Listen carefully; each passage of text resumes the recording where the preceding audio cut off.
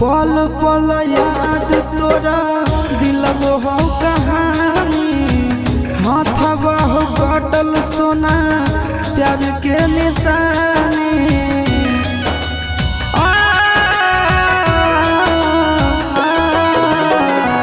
पल पल याद तोरा दिलब हो कहानी, हाथवा हो कटल सोना प्यार के निशानी।